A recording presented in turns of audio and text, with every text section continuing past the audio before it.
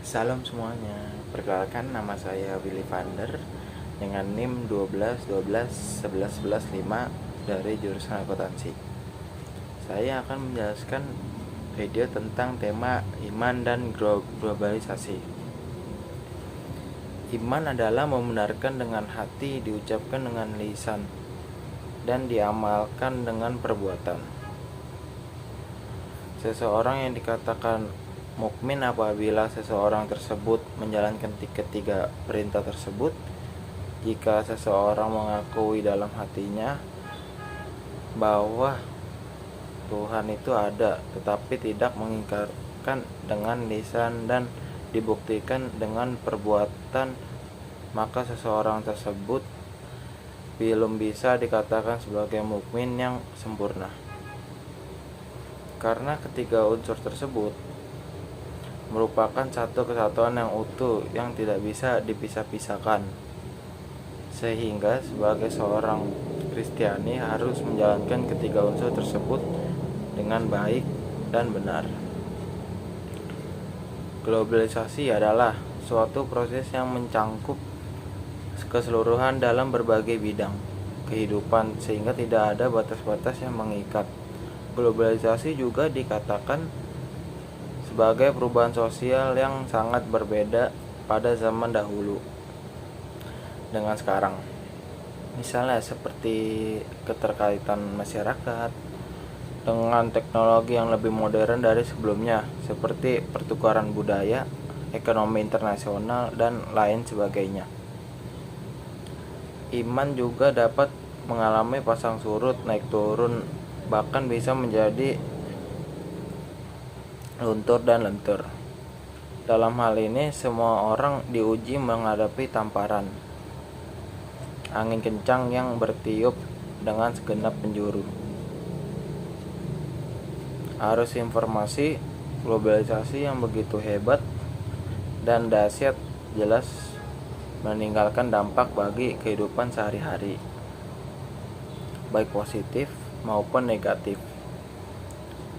Hal ini sangat nyata sehingga tidak dapat bisa dipungkiri lagi kehadirannya. Dalam kondisi semacam ini, semua orang dituntut untuk mampu mengantisipasi dengan imam yang tangguh, kokoh, kuat, di samping memiliki sikap selektif, kritis, dan analisis yang berpijak pada norma-norma agama. Rekonstruksi iman sebenarnya telah ada pada diri kita sendiri sebagai modal dasar dalam berbuat dan bertolak belakang, seperti adanya sifat jujur dan takwa. Mengenai masalah selanjutnya adalah sangat tergantung pada pengembangan serta pengaruh daripada lingkungannya. Dalam era seperti ini, nilai iman benar-benar amat esensial.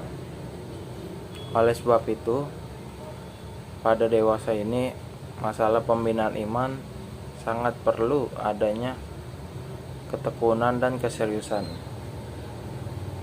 Semakin tinggi nilai iman, justru semakin hebat kendala dan tantangannya.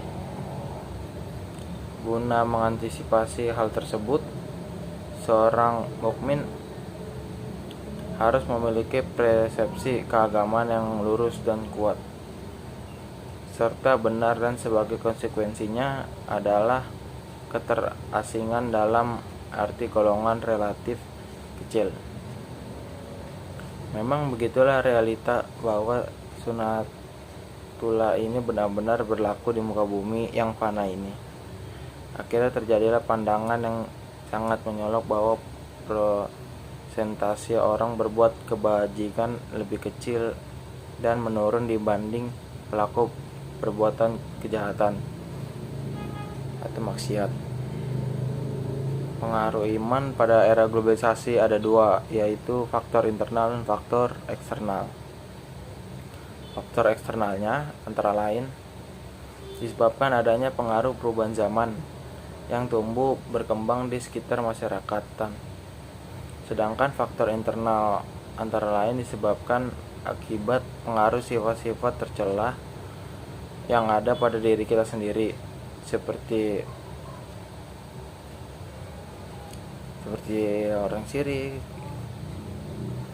Seluruh sifat ini lah merupakan musuh utama yang dapat menggerogoti iman seorang, sehingga semakin lama semakin tipis. Bahkan akhirnya bisa juga hilang dan lenyap.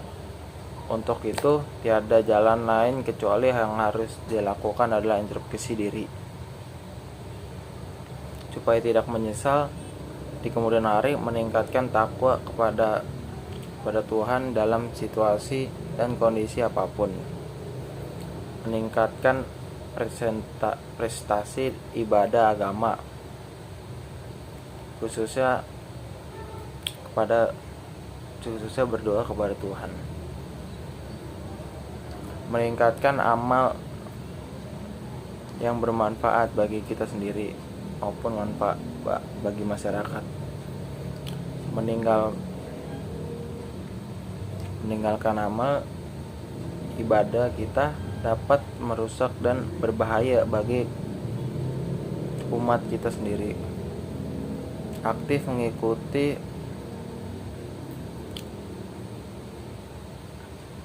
kegiatan yang ada di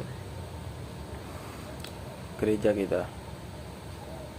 Kondisi iman pada era globalisasi sudah semakin mengkhawatirkan karena budaya kebaratan-baratan sudah mempengaruhi sebagian besar remaja di Indonesia, seperti pada cara berpakaian yang telah berkenap oleh remaja sekarang tidak sesuai dengan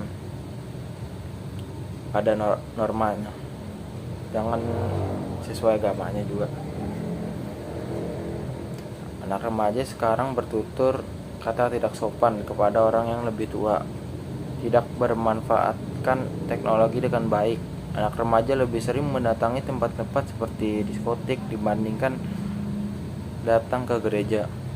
Hal tersebut sangat membahayakan bagi penerus bangsa dan dapat menghilangkan ajaran-ajaran Kristiani yang telah dibawa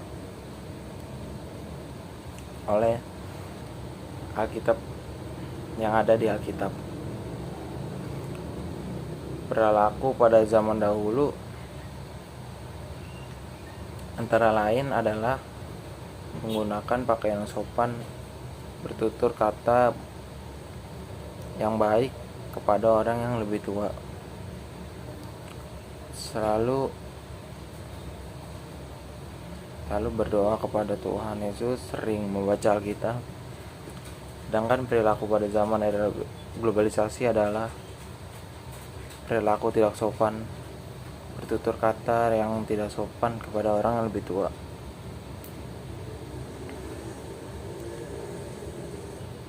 Berpakaian yang kurang sopan, jarang mendekati diri kepada Tuhan, dan jarang mendatangi gereja di setiap hari Minggu.